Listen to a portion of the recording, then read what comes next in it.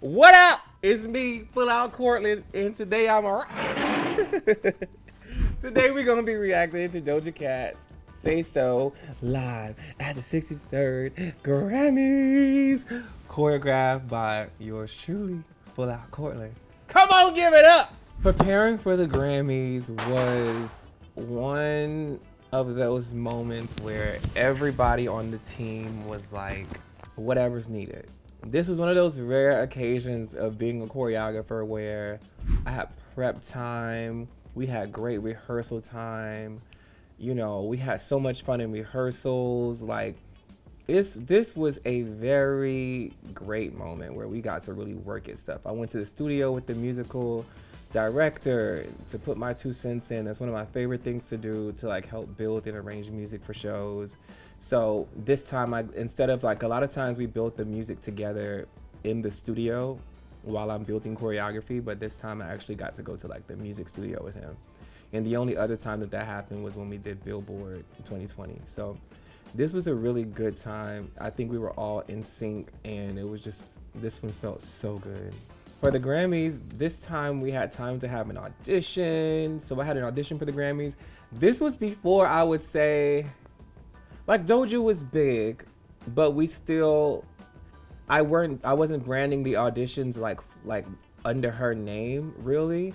And yeah, I wasn't really like, I was killing things with her, and we were having fun, and we were doing our thing and out there, but I still wasn't fully known out there yet. So the audition wasn't really that many people, to be honest.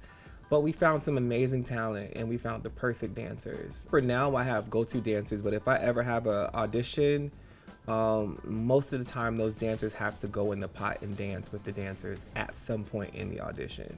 I'm all about staying on your toes and not really getting comfortable, not because I have to make people feel like, yes, you don't get comfortable because I'm the boss. It's more so like, I want everybody around me to be humble, and I want everybody around me to work their ass off for everything that they have, because I think you're a product of what you have around you. So if you are constantly around arrogant people or people that feel like they don't have to work hard to do great, then eventually that's what you're going to become. But if you keep people around you on their toes, it's going to force you to be on your toes, because everybody's going to be working hard to be their best versions of themselves. So that's why my dancers always have to, at some point, re-audition, or at the end of the audition, you need to show why you're here and why, you know, you're going to have to dance. And so, yeah, I have my go-tos, but they got to work. They all fair and square got their spots, and fair and square book every job that they book. And now it is the time to watch the video. I haven't been waiting for this my whole life. I've been preparing. So for this part, I wanted the dancers to look like they were robots in an off setting, just kind of like they're not awake yet, they're not in motion. It was supposed to be, for me, like for Doja to signal them to come alive, and that's why you kind of just see them standing in those boxes, just like, because initially Brett was like, maybe they can be in like different poses, and like once I wrapped my head around it, I was like, no, instead of them being in different poses, I'm gonna have them like very like off, like to where people can't tell, like, are those dancers or are those just fixtures? Yes, ma'am. She's coming alive. So this is the first performance where Brett introduced the mic holster. All of my worries went away. He created a mic holster so that way she can sing on her mic, because as we know, these mics, like hand mics, sound a lot better than a head mic. But when you're doing a lot of dancing, it's a lot easier to have a head mic, but they sound like crap a lot of times. So Brett created a mic holster so that she can sing in a regular mic, but she can just like tuck the mic away in the mic holster when she wants to dance without it, and then pop it right back out. So this is the first time that he created that and that we were able to do that. It was really cool. The dancers are live. So I don't know if you guys can see it in that moment, but when she snaps her fingers, that's when they wake up.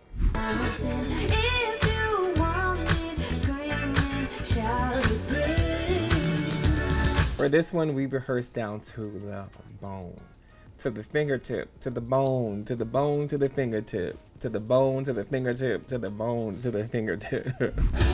There it is. Hey! So fun fact, we had 3 chances to shoot this performance.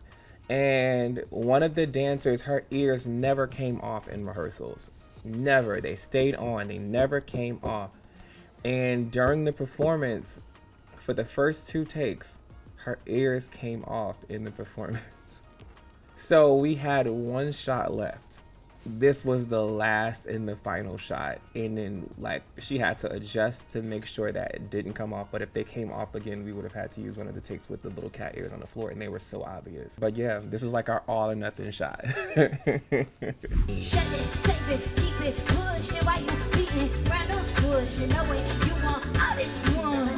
It was very important for me for this performance for it to feel somewhat of a level of gratitude and passion from Doja, and like that was one of the emotions that I just like drilled in her head when giving her choreography in certain moments where I needed her to do certain things, because I needed to feel like I've been waiting my life for this. Not only her, but the entire team. We all had not done like a performance like this at or the Grammys, like a lot of us, if not all of us. So this was just like a moment that all of us were like so proud of, because it was like, wow, like at the Grammys, like what?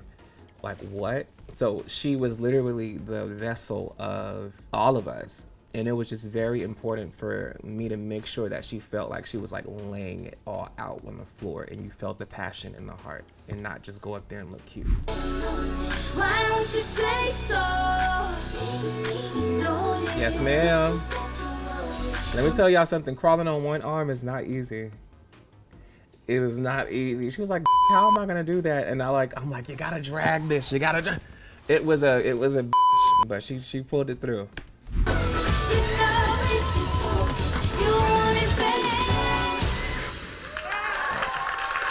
That was a super proud moment. Like, what's crazy is like, as soon as she got off of the stage, she literally like ran and like into my arms and like cried. Like, she does not cry, but we both just like cried for like a minute, and then she hugged everybody else. That was like a beautiful moment. Filming the Grammys, it felt really good. I remember at one point, because she has on like full latex and you can barely move, at some point she's like laying down on the floor, like just laying flat on the floor, full costume in between takes. And I'm laying next to her, and we're just like talking like, yeah, so just casually just talking, just laying down in a full latex costume. That was a good day. It felt really good, but this is one of my favorite performances. I felt like it was very sharp, very clean, very polished, and it just really felt like she had something to prove. Well, that's me reacting to Doja Cat at the Grammys 2021. And yeah, in the comments, do me a favor. Comment your favorite Doja Cat song. And if it ain't one that I choreographed, I'm going to tell your ass up. I'm out.